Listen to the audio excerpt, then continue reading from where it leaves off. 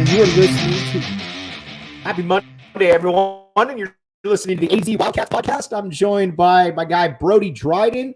A friendly reminder that this is all brought to you by DraftKings. You should go and you should download the DraftKings app, code word PHNX, and you know what? You get a free $150 play if you put in $1. Again, $1, a free $150 play, 21 and up. Arizona only. Gambling problem, call 1-800-NEXT-STEP.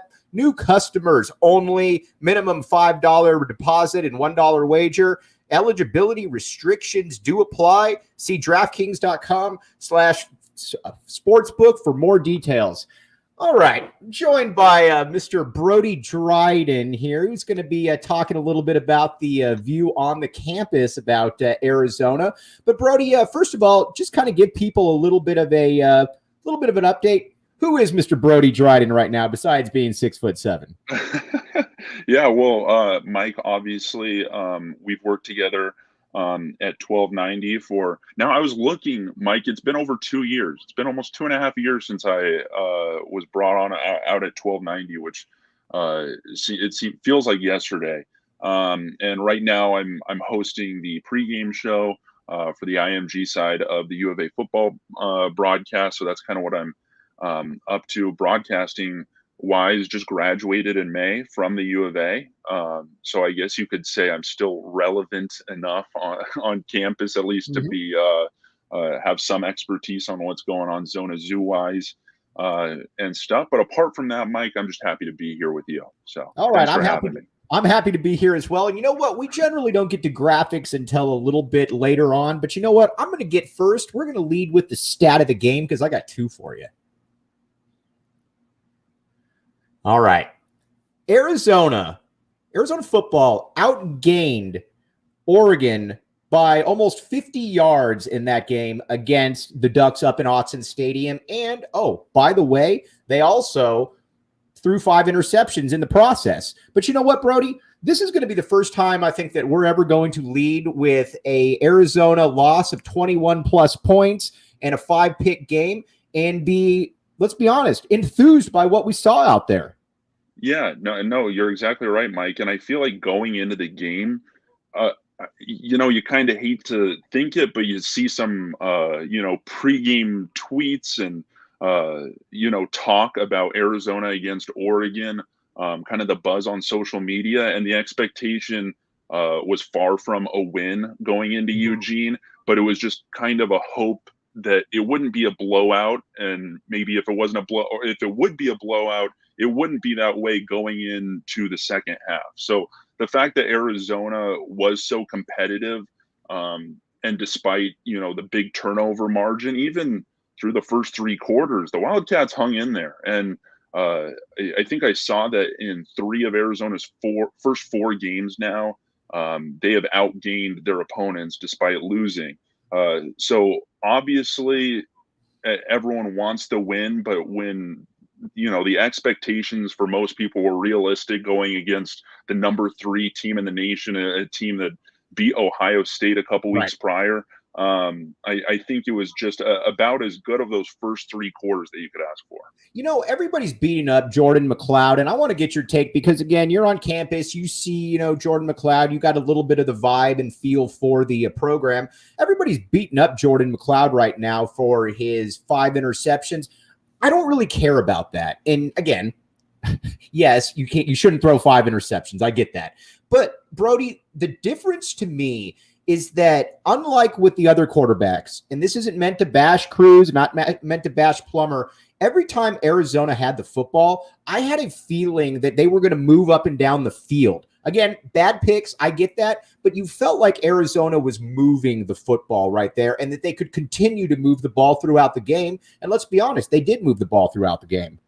Yeah, no, that's the thing. I mean, Oregon, you look at them going into the season and doing the scouting report, they kind of seem like and they're designed to be a bend, don't break type of defense. But then the way we've watched Arizona play, you'd kind of expect that goes out the window and, Oregon would just dominate Arizona on the defensive side. But the thing is, Jordan McLeod did make progress throughout the field. They put it into the red zone so many times. And unfortunately, for Arizona and McLeod, he did throw those picks in the red zone. But I've got to say, again, like you said, not to bash Cruz or Plummer, but you didn't get that feeling in the first three games that Arizona had the vision and, the ability to make that progress. But McLeod, while he may not have seen all the defensive reads, the defensive backs kind of hiding out there trying for those interceptions, he did see the receivers, and he at least went for those plays.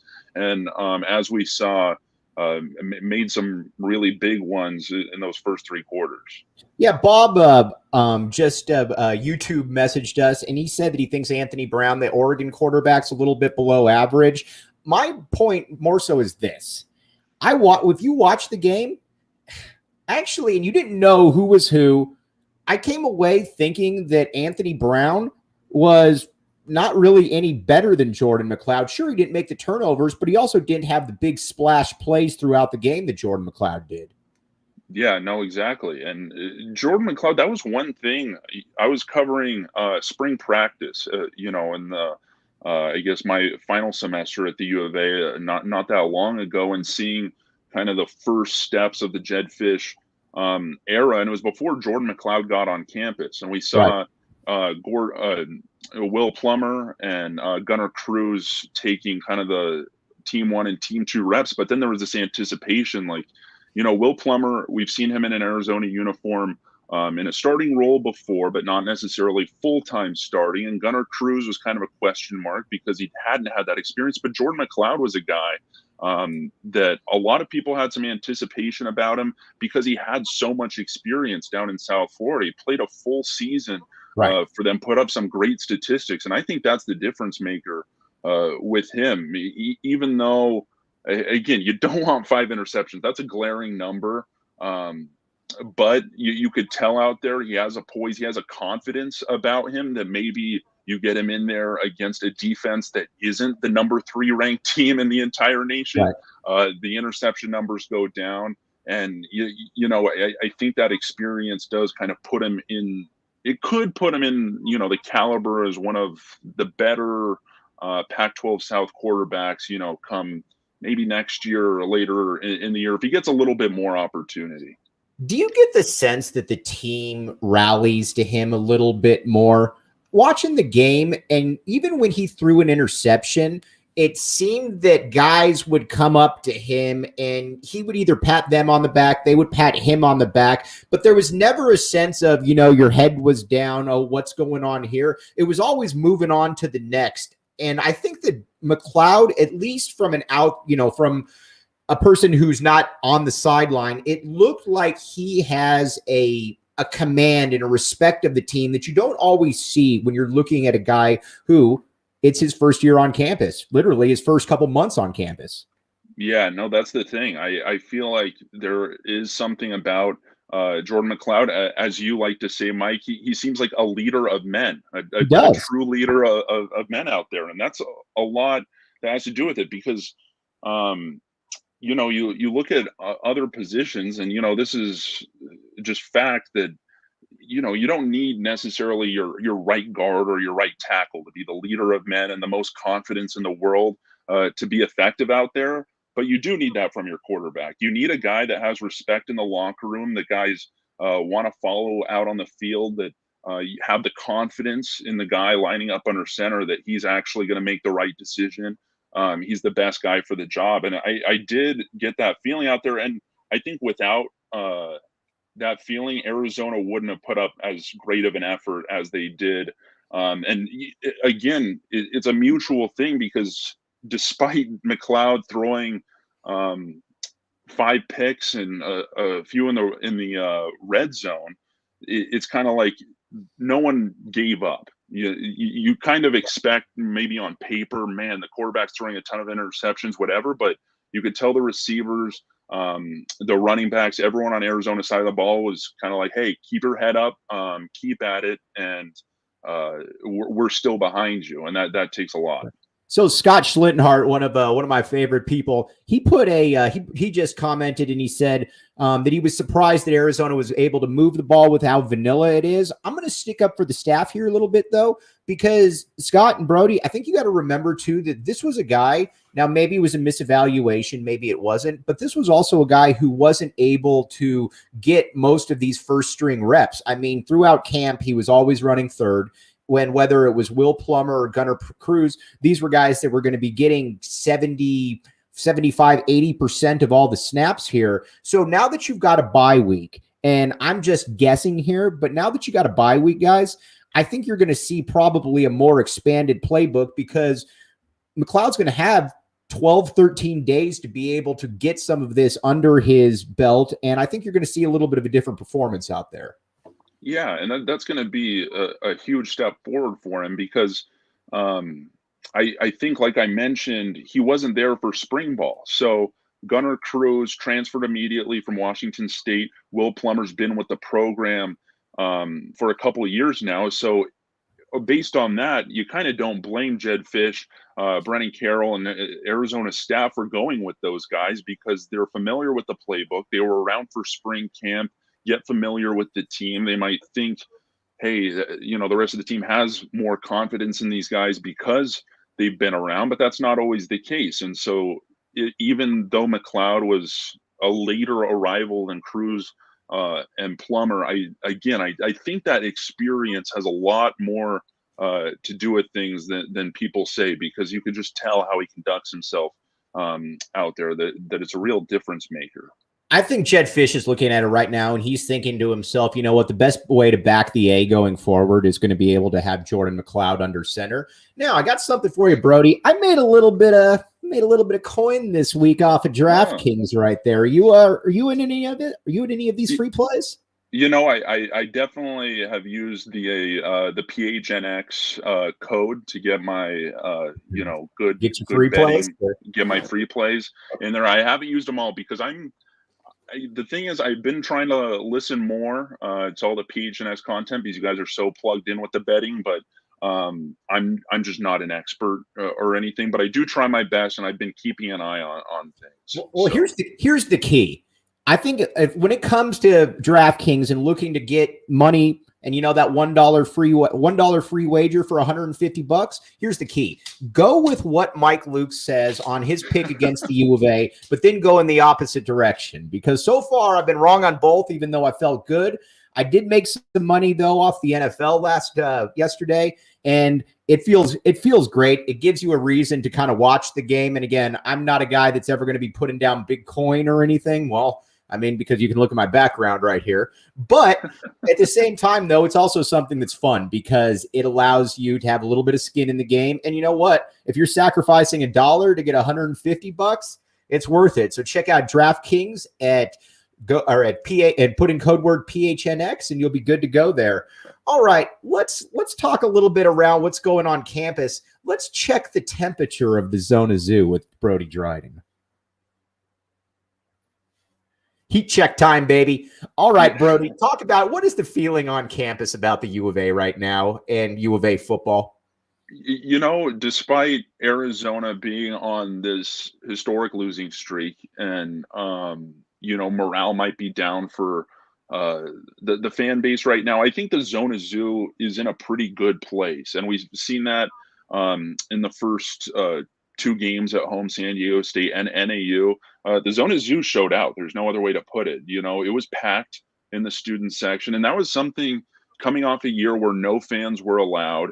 And this doesn't just go for the student section. This just goes for attendance in general. It was a big question mark. Nobody knew if people were going to come out, if students were going to buy their Zona Zoo pass and show up to the games, or if it was kind of, scared of, whether it be COVID or whatever. But I think that the Zona Zoo has done a really good job kind of responding to the way that Jed Fish has, reached out to the student body. We saw before the first game against San Diego State, he made his way out to Greek Row, which was a phenomenal effort, which I hadn't seen. It really was, done. Man. Can you imagine Sumlin or Rich Rod doing that? No, you couldn't. You really couldn't at all. And that's the thing. If you can't get the wins immediately, which we've seen. You need efforts like that. And he was delivering the It's Personal shirt to the frats. He asked them, hey, can you change the times of, when you guys are doing your events, so then it can lead into the games instead of conflicting with it, because there's no way around it. Arizona, as a university, the student body loves their Greek life, and they love their Did Brody events. Did Brody Dryden like his Greek life, even though he wasn't in Greek life? Let's just say I enjoyed my football games on Saturdays in the Zona Zoo. Right. We had our times. What's it gonna take for the student? And again, I'm sounding like I'm 75 years old right now, not quite that old, but I'm getting there. What's it going to take for the students to be able to have a Zona Zoo that is packed from beginning to end and not leaving at halftime? Is it as simple as, just win, baby, and we'll show up? I think the thing that would help is winning. Right. And I mean, I think we honestly expected the opposite to happen against NAU, as history had it. And I hate to bring this one up too much, but Arizona historically blows out NAU. So I think I would have thought that, at halftime, Arizona would be up 3+ touchdowns, whatever, and the student body gets bored from that. But I wanted to give the Zona Zoo, and if my memory serves me correctly, give them some kudos. Yeah, and I think the Zona Zoo stayed past halftime for the NAU game pretty well, because it was a competitive game. The one thing that happened was obviously it rained in Tucson during that, so that kind of sent some people away. But I thought they did a good job of staying through halftime. But I do think, like everyone says, winning solves all problems with this sort of stuff. So that would certainly help. But I want to say that, kind of the concessions, and they did a big remodeling thing when I was a student a few years ago, behind the Zona Zoo, so you can go kind of hang out at halftime. That helped me. And it's hard to talk from experience because I stayed to the end of every game. I never wanted to leave early or anything, so I don't necessarily know what's going. You're cut from a different cloth, Brody. That's kind of what I'm trying to say. I'm just built different, Mike. And so, yeah. So I think, they made it fun in that aspect, but winning would solve a lot of problems. Yeah, winning would solve a lot of problems, because generally when you have schools that win, you don't really have this kind of issue. Now, here's my next question. Arizona's got the longest losing streak in the country right now amongst Power 5 programs. Is that a talk amongst kids, or is that something basically that older people like me and other people just kind of opine on? Yeah, I mean, the one thing is, it kind of helps that there's a new coaching staff in there, and Jed Fish has made that effort with the community and the student section to kind of bring some new life, at least in terms of excitement. Obviously, students weren't there to witness the 2020 season and Kevin Sumlin's final game, and which might have been for the better. Yeah, exactly. So I think them not being present and having to kind of live through that's the thing with how we're going, or how the world's been. Students haven't been able to be on campus for those games, and they want to be with their friends, and it kind of doesn't matter. U of A students, some schools maybe in the South are like that. U of A students don't go to the U of A for football, to go to the football games, but it is just always it's a great thing to have, because students at the U of A have a fun time, and so then you go with your friends, and it's kind of a community thing, and that's why you still see the Zona Zoo coming out in full force. And I do want to say, I feel like you talk about the old people bringing up certain things. I feel like I've seen, especially before the start of this season, a lot of people saying, man, the Zona Zoo doesn't show up like they used to. Rep your people there, Brody. Rep your people. Yeah.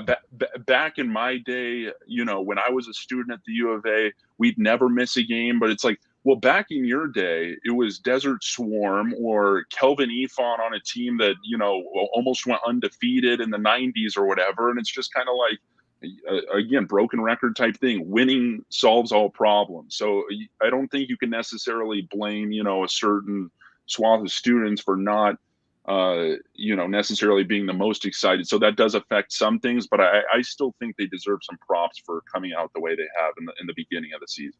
That's a little bit of a segue that we're going to head over into basketball in a second. But you know what? Let me tell you a little bit about DraftKings right here, because the great thing about DraftKings is that Arizona 28.5 point underdog or 29.5 point underdogs. If you had real confidence in your team, if you're one of those kids in the Zona Zoo that is going to back the A until the very end, you could have put down $1 and won $150 on Arizona covering that. And you know what? You'd have a little bit extra spending money right there.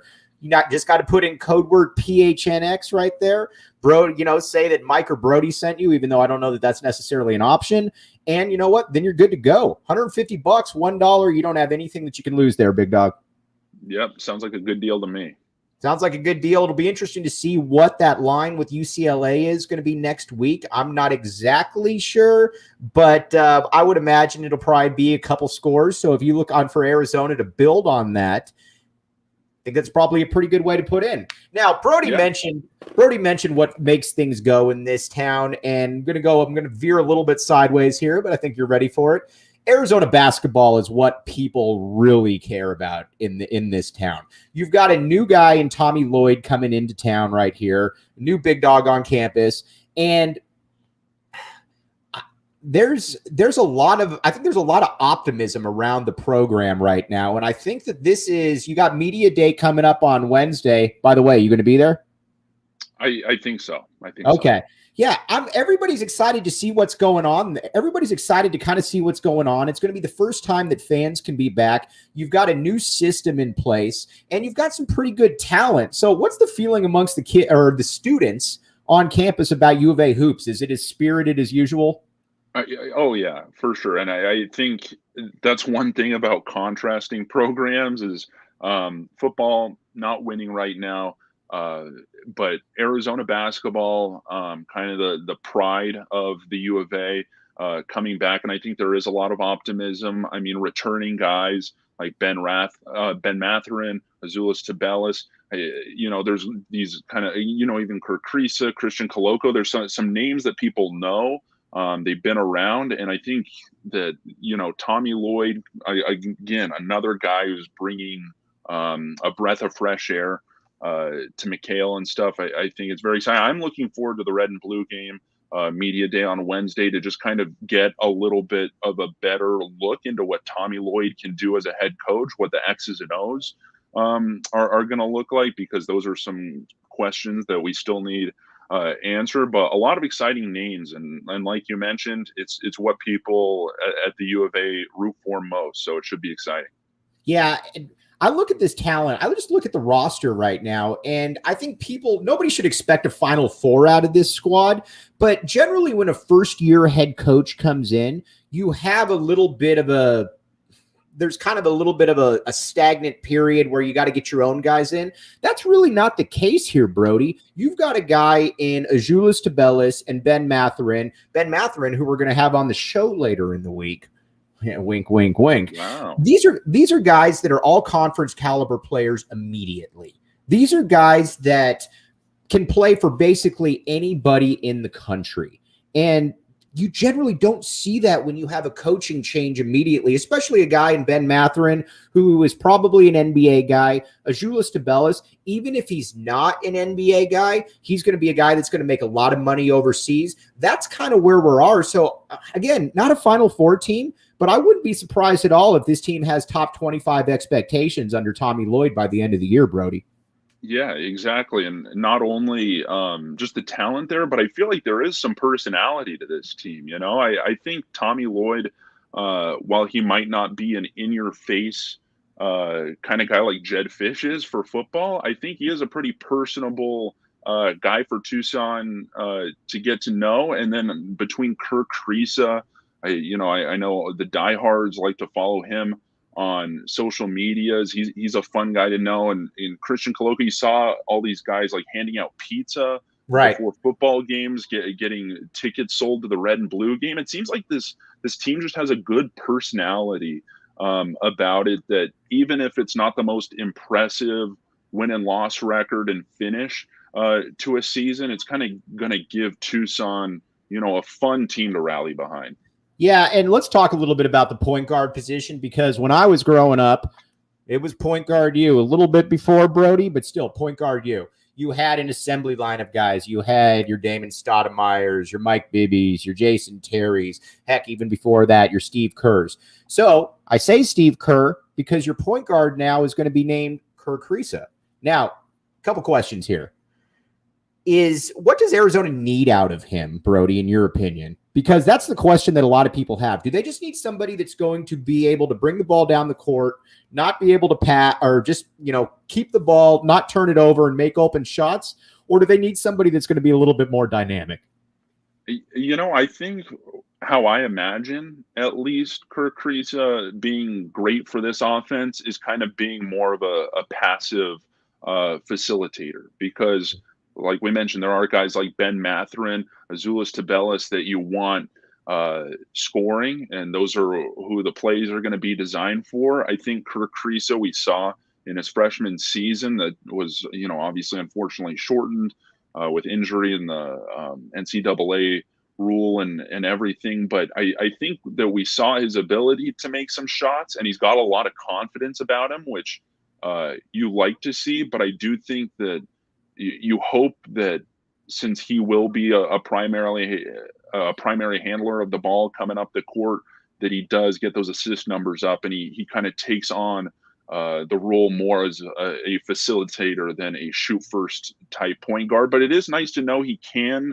Who knows how this offseason went? I'm excited to see how he performs in the red-blue game and in the preseason, to see if his offense has developed a little bit more. But like I said, I'm kind of hoping and expecting more of a facilitator role. Yeah, and I think Bob hit the nail on the head. He said about 10-5 is needed from him. If they get 10-5 from Kerr, I think that you're pretty much good to go. I'm curious to see what happens when we're at media day, and just seeing his confidence, seeing what his swagger level is. But it's going to help that he's going to have guys that he's going to be able to play off of for sure.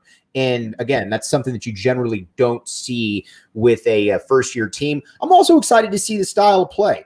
I think with Tommy Lloyd, and this isn't meant to bash Sean Miller, he did some really good things, but I think you're going to see a less restrictive style of play offensively. I think you're going to see a little bit more of I hate to compare anybody to Lute Olson, but I think you're going to see a little bit more of a up-tempo, a little bit maybe more fan-friendly, where you let the guys go. And let's be honest, with Arizona basketball, that's what we came to know. That's what we came to expect here, Brody. Yeah, no, it exactly is. And again, I just feel like this is a good team for that type of play, because expectations aren't low, but they're not at an all-time high either. It's not like Tommy Lloyd is inheriting some kind of generational class or generational roster, but they are good. And there's some exciting players, and Ben Mathurin, I think, has the most amount of hype and expectation, at least in the fan base. And if you kind of let him loose a little bit and, again, get that exciting, fun basketball, like you mentioned, back into it, that's more than enough for me. This is also the time to be on PHNX Sports, the AZ Wildcats podcast on Apple and Spotify, or wherever you get your podcast. Go on to Go PHNX and, get your membership. Got a lot of really good stuff. You got videos, live streams, merchandise, pretty much whatever you want. We've got you covered right here. So, Brody, just kind of in summation, because we're going to have you back on a bunch of different times throughout the season. Arizona, the state of Arizona athletics right now with the fan base, what exactly would you say right now or the student base? Is it, is it optimistic? Is it, what, you win, we'll show up? Is it kind of a little bit in between? Where do the kids stand? Yeah, I mean, it's not black and white, Mike. I think it is somewhere in between, because, we're just coming off this football season where nobody could go to games. So I think we've seen basically a sold-out Zona Zoo in the first couple games at home. They're just happy to be back with their friends. They're happy to be a part of a student section and root for a school. I mean, come down the stretch of the season, if Arizona continues to just get belted and belted, maybe you do lose some some interest there. But I think it's a little bit more optimistic than some people want to paint the picture out to be, because obviously diehards and fans on social media who might remember the good old days or better days quicker than, say, a freshman on campus at the U of A who came from out of state and all they care about is having a fun time. So for that, I think there is a little bit more sense of optimism, and now basketball coming into the picture, I think it's just maybe a tweak more optimistic than the typical U of A fan. Back in the day, if DraftKings was around and Lute Olson was a thing, you would 100% want to bet on the over, because that's another cool thing. You got a lot of different avenues right there. The OU is always something you can play. People look at it and say, I don't really want to, I don't really know what that means. Listen, if your team's going to score, you want to go with the over, and you want to be putting in that at DraftKings. Again, you got a $1 free play. You get $150 out of that if you win. Basketball's right around the corner. We're going to be at Media Day covering everything for PHNX Wildcats. And again, DraftKings is the spot to be, and put in your code word PHNX. You got a good Monday night game going on tonight. So a lot of different avenues that you can traverse right here, Brody, if you want to take that DraftKings route. Yeah, I think we're all going to be rich by midnight, Mike. We are. That's how we're roll. Again, we're going to have Ben Matherin on later in the week. We're going to have Stan Berryhill. Going to have a lot of U of A guys on this week. And appreciate everybody out there listening. The podcast will be up soon. And Brody, can't thank you enough for coming on, my man. And you're going to be a staple of this show, buddy. I appreciate you. Yeah, it was a ton of fun, Mike. Thanks for having me. For sure. And thanks for listening to the AZ Wildcats podcast.